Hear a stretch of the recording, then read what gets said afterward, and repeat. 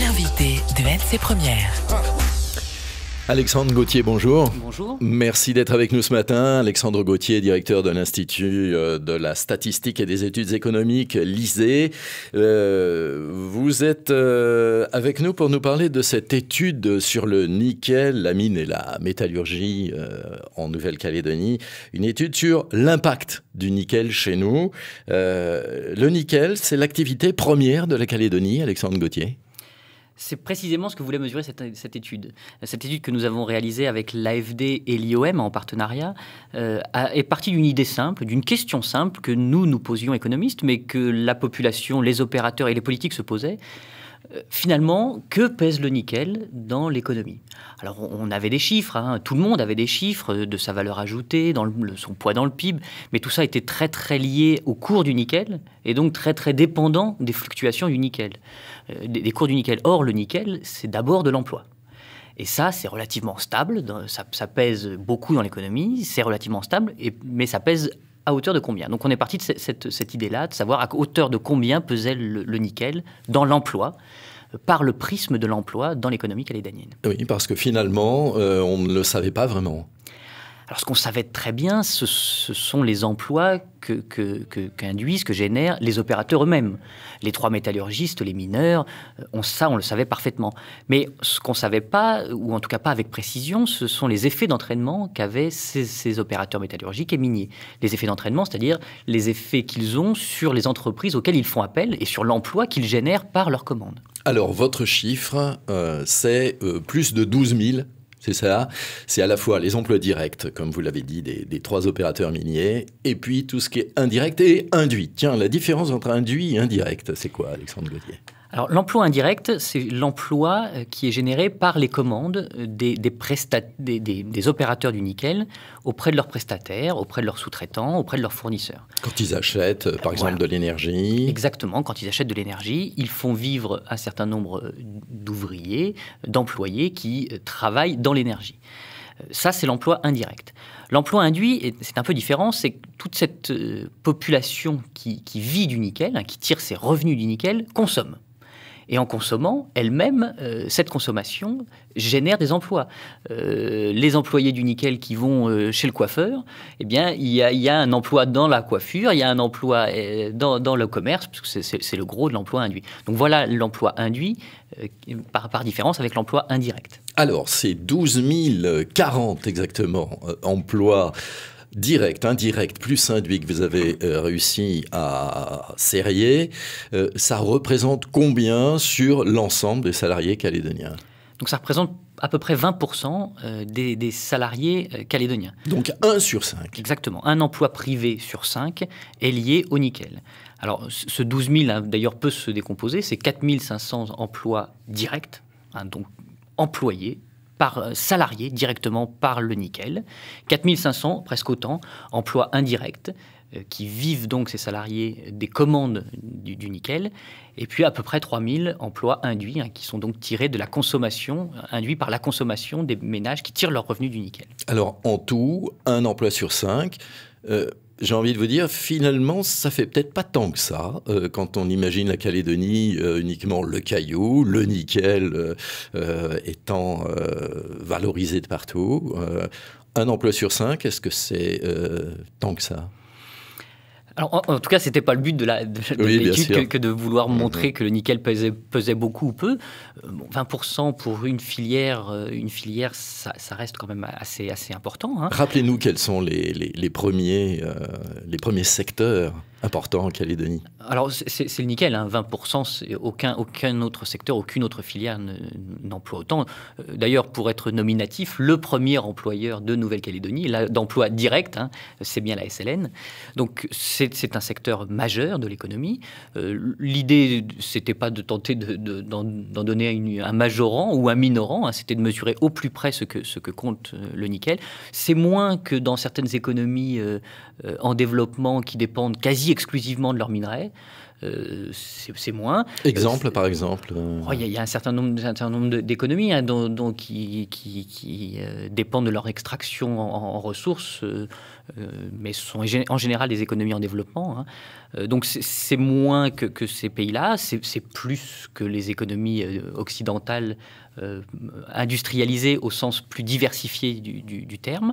Donc c'est un effet majeur dans l'économie. Et l'idée justement, c'était pour les décideurs, les acteurs de la public, de savoir un peu mieux de quoi on parlait, de quoi ils parlaient quand il s'agira de mettre en place, ou pas d'ailleurs, une stratégie du nickel. Alexandre Gauthier, le directeur de l'ISEE, notre invité ce matin. Vous pouvez bien sûr poser des questions au 258. Notre standard est à votre disposition.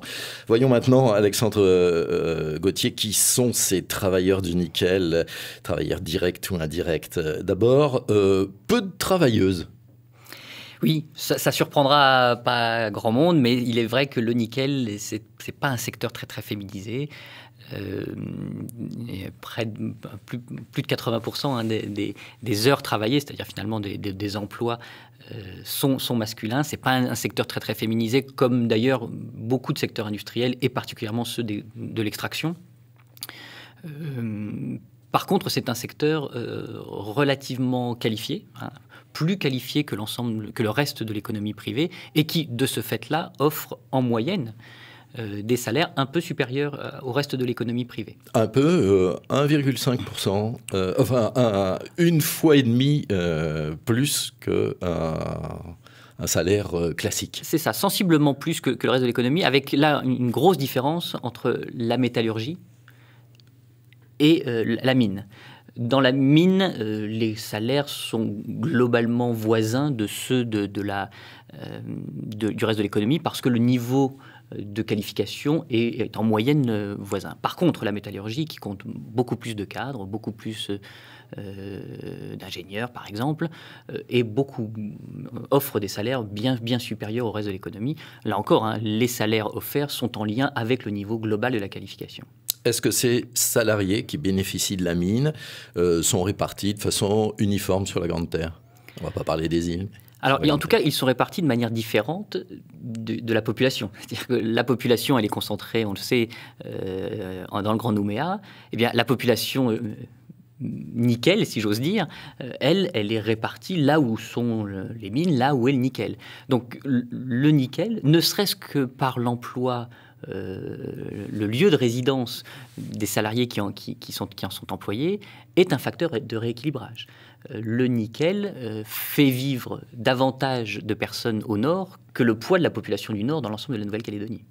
Est-ce que vous avez déjà, ou est-ce que vous souhaitez avoir une vision sur les emplois générés par justement les usines offshore, celles qui se sont déplacées, enfin celles qui ont été construites en Corée du Sud et qui risquent d'être construites en Chine? Alors, l'idée de l'étude, c'était justement d'éviter cet écueil majeur que vous venez d'évoquer, qui est celui de comparer des modèles stratégiques.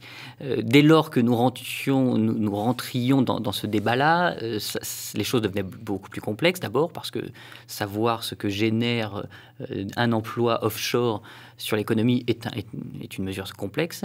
Déjà, cette étude-là est assez complexe. Donc, c'était pas du tout notre intention. Par contre, notre intention, et nous n'en avons pas parlé jusqu'à maintenant, c'était aussi de mesurer les effets de KNS. Or, les 12 000 emplois dont nous avons parlé, les 20% de l'emploi salarié dont nous avons parlé, c'est hors KNS. Alors pourquoi hors KNS? C'est parce qu'au moment de l'étude, KNS n'était pas encore une usine métallurgique, mais une usine en construction. Mais alors justement, il y avait beaucoup de travailleurs pour la construire. Il y aura peut-être moins de travailleurs pour la faire fonctionner. Absolument, absolument. Nous avons estimé à peu près 5 000 emplois supplémentaires, donc en plus des 12 000, ceux qui étaient liés directement, indirectement, de manière induite à KNS. Mais il est vrai que KNS, en phase de construction, avait beaucoup besoin d'emplois, beaucoup besoin d'emplois, en particulier indirects, et en particulier dans la construction, et qu'en régime de croisière, l'emploi indirect dans la construction de KNS sera moindre. On va du côté du standard. Bonjour. Oui, bonjour. On vous écoute. Avec les retombées du nickel, est-ce qu'on peut, de par est-ce qu'on ne peut pas compenser les dotations de l'État? Surtout les 150 milliards qu'on reçoit de l'État tous les ans. Ah, voilà 150 milliards qui ressemble d'ailleurs à ce que les opérateurs de la mine, près ou de loin, reversent finalement à l'économie locale. Alexandre Gauthier. Alors, est-ce qu'on peut s'en passer? Ça, je ne répondrai pas à cette question-là. Ouais. Mais en tout cas, ce qui est sûr, c'est que les flux générés par les commandes métallurgiques et miniers sont de l'ordre de grandeur. Vous l'avez dit à l'instant. N'oublions pas qu'une partie, quand même, des commandes des métallurgistes, en particulier des métallurgistes, ne s'adresse pas à l'économie locale. Hein. Une partie de ces commandes-là s'adresse à des entreprises étrangères. On dit quoi, le tiers? C'est ça? Oui, c'est ça, à peu près le tiers. Alors, avec là aussi de grosses différences. Hein, un tiers dans les métallurgies. Par contre, pour les miniers, c'est pratiquement que de la commande locale. Donc, une partie, quand même, échappe à l'économie locale. Et puis, n'oublions pas que ces flux-là sont très, très volatiles. C'est-à-dire que les commandes évoluent au gré de l'activité, au gré des cours, et que tout ça n'est pas stable à 150 milliards. C'est d'ailleurs la raison pour laquelle, au lieu de s'attacher à mesurer le poids du nickel par les flux monétaires qu'il engage, nous avons privilégié la mesure de l'emploi, qui, elle, est beaucoup plus stable. Alors, on revient quand même un tout petit instant sur les flux financiers pour parler, et on terminera par ça, par la fiscalité. Là, c'est pas tant que ça, finalement. Alors oui, c'est vrai que le secteur bénéficie d'un certain nombre d'exonérations. L'IS 35, donc c'est l'impôt sur les sociétés, à 35%, qui est l'impôt sur les sociétés spécifique au métier du nickel, et qu'on oppose, ou en tout cas qui doit se distinguer de l'impôt sur les sociétés à 30%, qui lui s'applique à l'ensemble des autres sociétés. Eh bien, cet impôt sur les sociétés nickel peut être énorme encore une fois, les années de très très forte rentabilité liées là aussi à des cours élevés. Et puis, comme c'est le cas actuellement, comme c'est le cas depuis ces dernières années, eh bien, cet impôt sur les sociétés redevable par les opérateurs du nickel peut être extrêmement faible, peser très peu dans l'ensemble de la contribution directe des sociétés en matière fiscale. En 2012, 9 milliards, c'est ça, d'impôts et taxes? Oui, c'est ça. Donc, une assez grande variation. 2007, qui est une année exceptionnelle en matière de cours. Les opérateurs, l'IS 35, c'était composait presque 80%, je crois, de l'ensemble de l'impôt société. Donc, une grande volatilité. Et là encore, il est assez difficile d'imaginer une politique fiscale stable, avec des rentrées stables, ce dont a besoin un budget de collectivité, qui ne soit basé que sur une imposition liée de près ou de loin à des cours eux-mêmes très fluctuants. Rappelons quand même qu'en 2012, les cotisations patronales, qui sont bien sûr à noter, étaient à peu près du même ordre d'idée. Je parlais de 9 milliards en 2012, c'est à peu près pareil. Alors il y a d'autres impôts, qu'une autre fiscalité. Il y a, en matière de contribution à la patente, au contraire, le nickel est le premier contributeur, à presque 20%. Et puis par contre, en matière de droit à l'importation, en tant qu'entreprise exportatrice, les sociétés du nickel liées au nickel sont très largement exonérées, puis sans parler du pacte de stabilité fiscale, bien sûr. Vous allez faire la même chose, et ce sera ma dernière question, par exemple pour le secteur du tourisme. Vous allez creuser aussi l'impact? Alors c'est beaucoup plus complexe pour un secteur qui n'est pas concentré. C'est-à-dire que l'idée, vous l'avez compris, c'est de partir des entreprises elles-mêmes, celles qui directement ont une activité identifiable. Les activités du tourisme direct sont innombrables. Donc c'est beaucoup plus complexe que de partir. Là, on est parti de 16 établissements, on parle de 16 entreprises, et ces effets d'irrigation sur l'économie sont mesurables.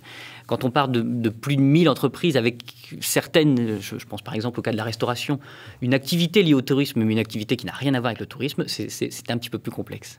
Alexandre Gauthier, le directeur de l'ISEE, notre invité ce matin. Merci d'avoir été avec nous. Merci à vous. On retrouve Bruno Rouvière pour la suite de Matin Première.